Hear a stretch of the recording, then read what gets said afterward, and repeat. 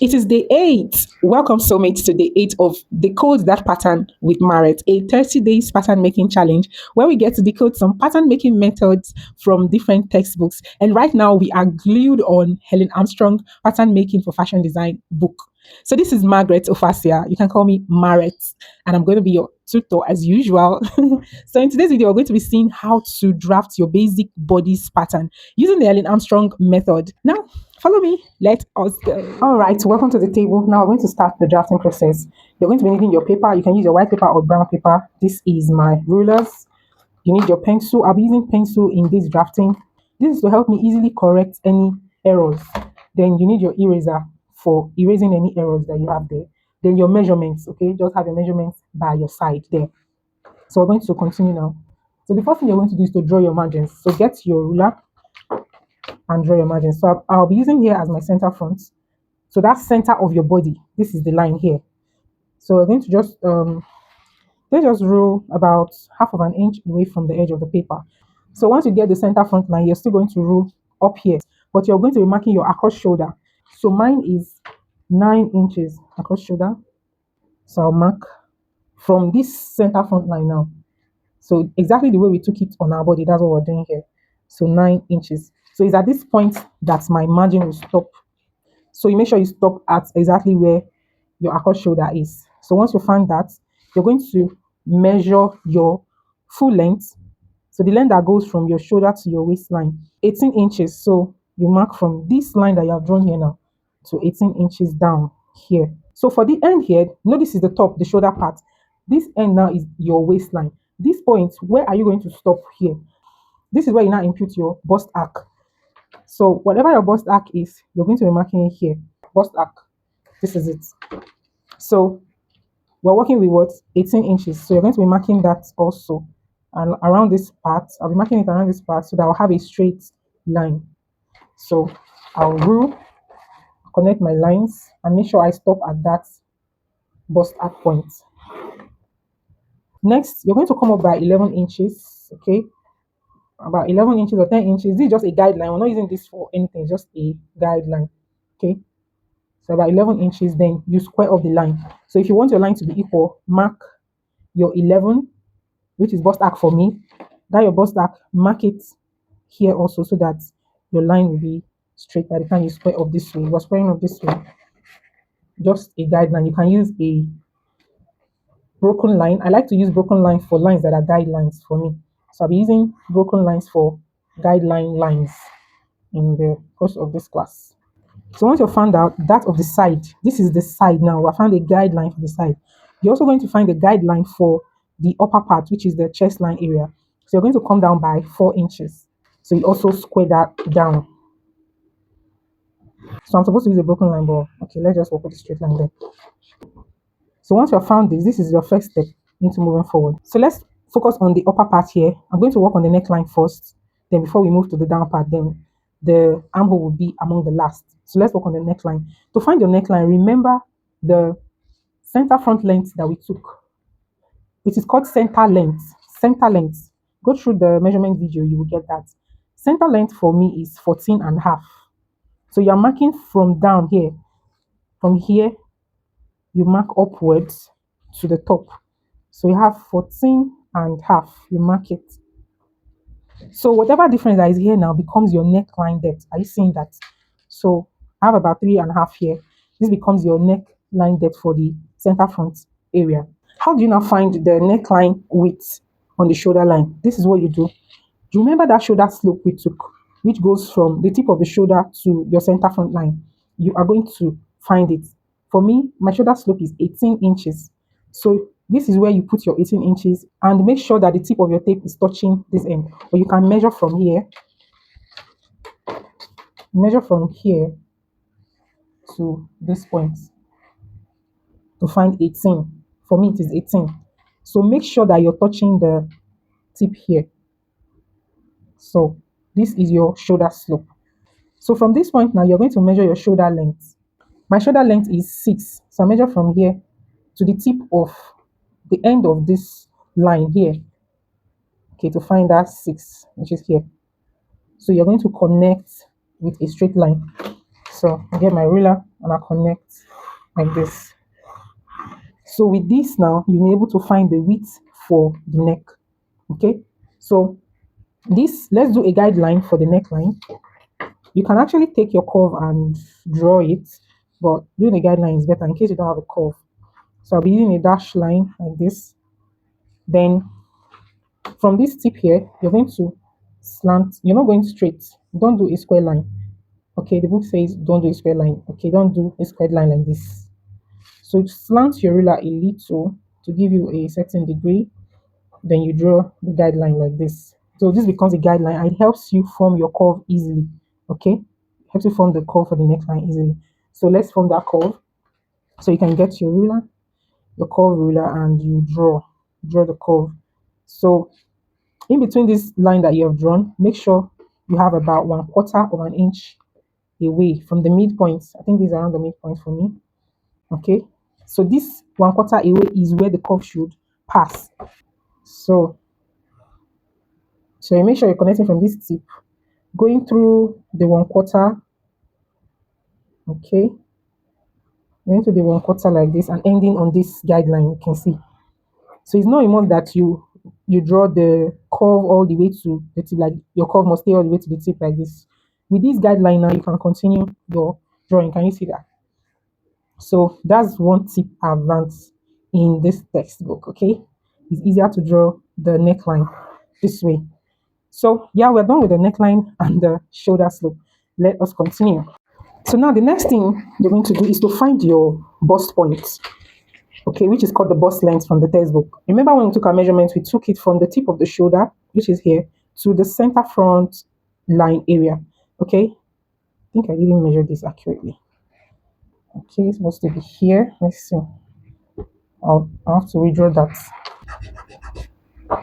Okay, so you're going to go from the tip of the shoulder here down to your center front area like this. Then along, you're finding your bust point, which is called the bust length. And the bust length for me is 10.5, which is here. So you take note of that point. You see, when I want to take note of my point, I kind of circle it to be a little bit dark. So you take note of the point there. Then on this point now, you find your bust span. Bust span is nipple to nipple measurement. And my bust span for this measurement is 4 inches. 4 inches. So I'm measuring from the center front inside like this. So that means this is my bust point. So you remove that initial one that you have created. So that place is just to guide you on where you put your bust point. So this is your bust point. So you square up that point now. So you square it up. I'm going to use my dash line, just a guideline. Okay, you square that up. So once you're done finding the nipple to nipple, that's the bust point, you're going to find the midpoint between your neckline depth for the center front and this bust point line that you have found. So you're going to find the middle. Just place your tape like this and fold. This is the easiest way to find your midpoint for me. Okay, so you mark. Now to make that line square up, I'll measure from the shoulder line here. Whatever it gives me, I'll come mark it around this part. So at this point, what are we looking for? We are looking for the across chest. Remember, this is across shoulder. We're looking for across chest. Okay. So across chest, what did you measure? You put it in. For me, my across chest is 7.5. So from here now, I'll mark to find 7.5, which is here. So I'll follow the points that I marked to square up the line like this. So I'll use a dash line. Remember, I was stopping here.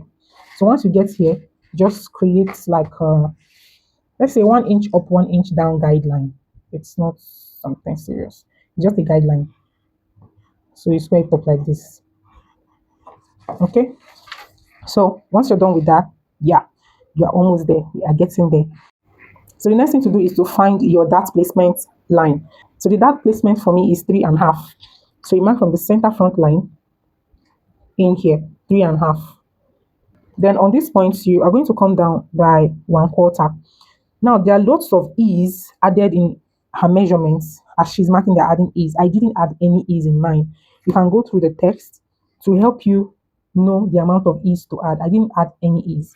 So in most of the measurements, like the shoulder length, the across chest. There are some ease added. I didn't add any ease in mine.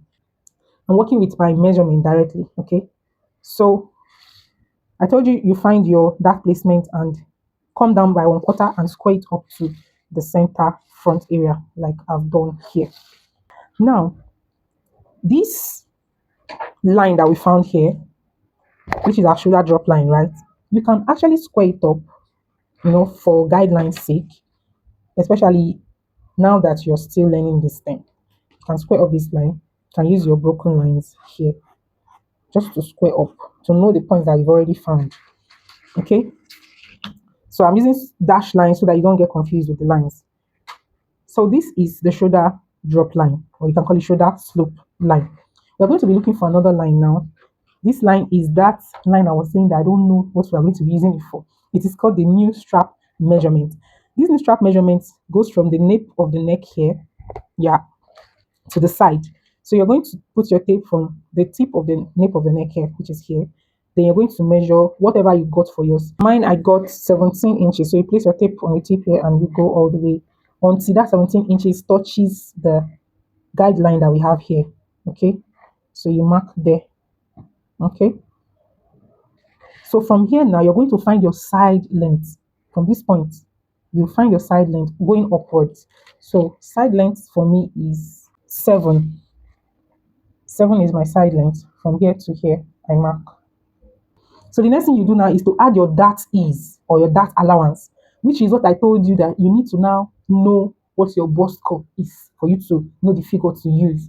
Now from the book, my own cup size, which is DD, which is also called E, the E cup size you use about one quarter of an inch or 1 inch, depends on what is preferable because there is no particular figure for this. She said between 1 inch or and 1/4 hours. It's actually 3/4 of an inch to 1/4 or so. So I'll be using that 1/4. Okay. This is the part that I said I didn't like because the figure is kind of, it's not constant. I like when something is, that this figure that is for this side, this figure is for this side, or there's a particular way to get what to use. This one is a chart. You have to use a table, a formula table for it. So I'm going to be using 1/4, which is here. Okay. So whatever I have here for my side length, I'll make sure I have it. I'll make sure I have it for this part. So you still measure and go like this. It's almost the same thing though, unless you are working with figures that are far apart. So around here, it's almost the same, 7. So this becomes your new side line. Remember we marked here a side line before. That's why I use my broken lines there because it's not permanent. So here becomes your new side line. So once you're done with this, the next thing you do is to find your waist measurement. Now, how are you going to do that? So remember we've marked our dart placement here. Okay, the dart placement has been marked here. The dart placement mark line is here. So you're going to come here and measure. You measure from here to here. What we have is 3.5, right? So take note of that 3.5 because you're going to come here again. From here now, this is our new side line. Stop at that 3.5 because you have measured it here, right? And find what your waist arc is. For me, my waist arc is 9.5. So I'm going to measure that down. Okay, so you can first of all decide to square up. You can decide to square up here first. I'm just going to use my broken line so that you have a guideline of where to follow. Then you are going to mark, continue your 3.5 from here, then mark down to this point to find my 9.5. That means that this point is where my 9.5 is. Okay, so after finding this now, the next thing to do is to square this up to the bust point. So, but we're not going to be squaring up the dart to the bust point itself. You come down by 5/8 of an inch. That should be around here. So it's from this point now, I'll square up the darts. Yes, we're going to form the dart leg now. Watch. So this place that your dart placement stopped, you mark it all the way. Then the place you stopped the measurement we did earlier for here, you mark it all the way. But here, use your broken line first, okay? Because this dart needs to be true. You true the dart by measuring what this one is. What this one is here, which is 6 1/8. make sure that this measures it also. So 6 and 1/8 from on this part is here. So it's at this point now, you will now take your straight line all the way like this. Okay.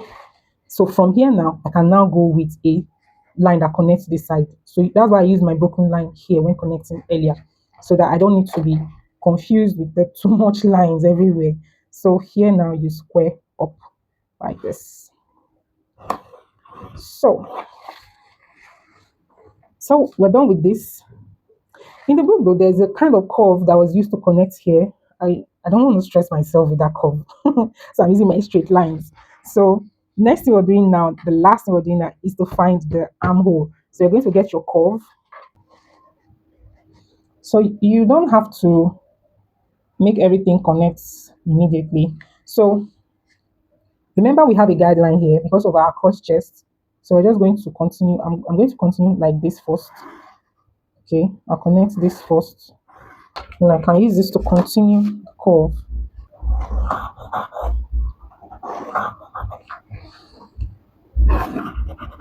So I'm stopping here obviously. All right. By the time I cut on fabric, I think I'll be able to know if this is accurate or not. But at this point, this actually took me about 35 minutes to draft after learning for about, I don't know how long. So this is it. So this is your center front. And yeah, I think by the time you bring this together, taking your dots here, oh, not bad. Not bad at all. So you just have that curve. Hmm, I like it. I'm beginning to like it. So that's it for the drafting here. So this is the shoulder line, the center front line, the waistline. I didn't do any labeling though. If you watch the video, watch and watch and watch again, you'll be able to get it. I can say that this pattern is perfect for those people that don't like side darts or what we call bust darts. You can see that we eliminated that by doing an extension instead. And I can think it's perfect. So I'll be dropping the chart for your bust dart intake and extension that is done here for you to know the one that suits your own particular bust size. Now that you have learned how to draft your basic bodice pattern using the Helen Armstrong method, what do you think? Is it sounding somehow in your ear? Yes, actually, truth be told, this method is entirely different with what I used to know. And in the process of this pattern making challenge, I am so grateful that I am discovering and learning more every day in the textbook. Now, your challenge action for day 8 is to draft your own pattern using the Armstrong method. You can follow my process step by step, or you can go through the textbook if you have it and follow her own method step by step, whichever that works for you. Remember to use the hashtag decode that pattern if you're making a post about it. Or you can drop your comments in the comment section, share the video, like, and make sure you stay tuned for day 9. Remember, we are here to sow, to slay, and to succeed. Bye bye.